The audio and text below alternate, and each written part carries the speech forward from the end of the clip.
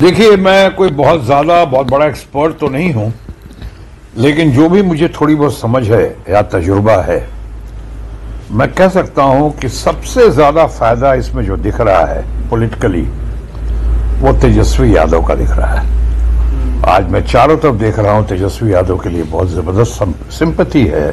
सहानुभूति है। लोग यहां तक कह रहे हैं कि जब उसको मुख्यमंत्री बनाने की घड़ी आई, ये भी एक वायदा था कि उसको मुख्यमंत्री बनाकर खुद सेंटर चले जाएंगे,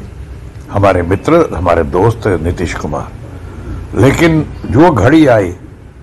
तो उसको बहुत बड़ा पॉलिटिकली आप कह सकते हैं, एक डिश भी कह सकते हैं। एक लोगों को लगता है कि बहुत बड़ा षड्यंत्र हो गया। और जो आप पलटू राम का जिक्र कर रहे थे, वो पलटू राम क्या कहा जाए, मैं तो नहीं कहूंगा, भाषा का भी प्रयोग नहीं करूंगा, इन शब्दों का भी नहीं प्रयोग करूंगा, लेकिन इतना जरूर कहूंगा कि पलटू राम अगर आप कहते ही हैं, या जो लोग मान रहे हैं, उनको ये भी समझना पड़ेगा पलटू राम कौन है। कौन पॉलिटिकल पार्टी आज पलटू राम ने, जिस पॉलिटिकल पार्टी ने सपोर्ट किया है, जिसने कहा था कि हम पगड़ी उस समय तक पर नहीं उतारेंगे जब तक मुख्यमंत्री जी को हम उनकी कुर्सी से ना उतार दें, या जिन्होंने कहा था कुछ भी करें, ना कर दें, हम इनको भारतीय जनता पार्टी में नहीं आने देंगे,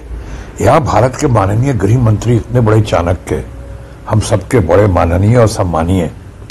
अपना अमित शाह जी ने खुद कहा था कि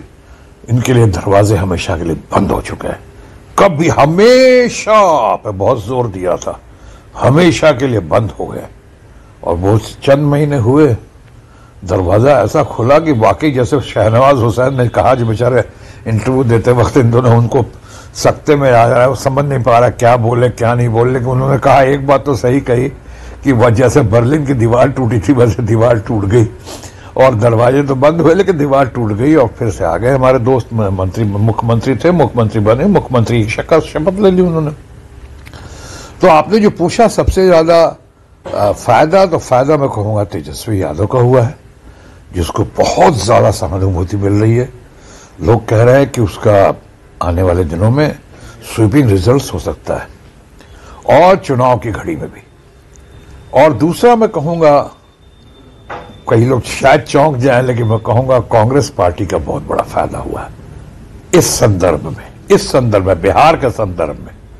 मैं इसलिए कह रहा हूं कि उनका कोई आदमी टूटा नहीं।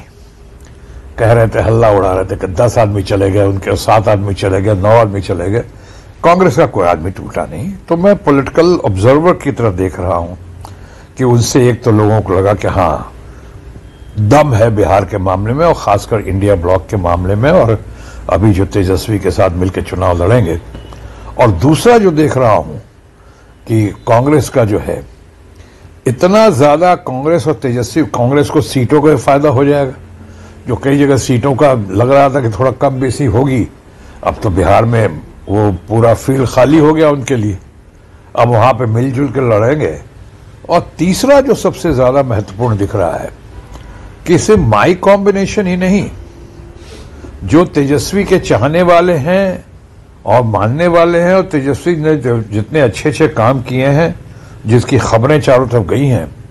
सिर्फ वही लोग ही नहीं, बल्कि कांग्रेस और आरजेडी के समर्थन में वाले जितने लोग हैं, वो इंक्लूडिंग माई कॉम्बिनेशन, ये बहुत ही जबरदस्त एग्रेसिव कैंपेनिंग करेंगे इस बार। एक कैंपेनिंग होती है और एक एग्रेसिव कैंपेनिंग होती है। तो इससे मुझे लगता है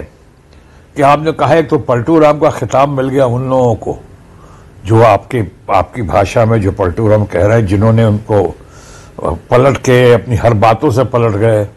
मैं इसमें नीतीश बाबू को क्या बोलूं, मैं तो कहूंगा बड़ी बड़ी पार्टी और खासकर हमारे रूलिंग पार्टी के फ्रेंड जो है, इतने जबरदस्त तरीके से पलटे हैं, कहीं सही मायने में पलटू राम वही तो नहीं। इसलिए ये सब देखते हुए मैं कहूंगा कि घाटा तो मैं समझता हूं, नुकसान फिलहाल भगवान न करे बिहार की जनता का हो, लेकिन बिहार का विकास का हो। ये जो है, अब सारा ध्यान विकास से हटकर टूटने पे, रूठने पे, जाने पे, बिछड़ने पे सारा फोकस उधर चला गया, और इनकी अग्रेसिव कैंपेनिंग पे, कांग्रेस के और तेजस्वी के अपनी जो छवि छवि है और जो उनको सहानुभूति मिल रही है, इन सर बात चर्चा का विषय अब ये हो जाएंगे। इससे कहीं बिहार की जनता का नुकसान ना हो, बिहार का नुकसान ना हो, ये मेरी कामना है और यही मनोकामना भी है, प्रार्थना भी।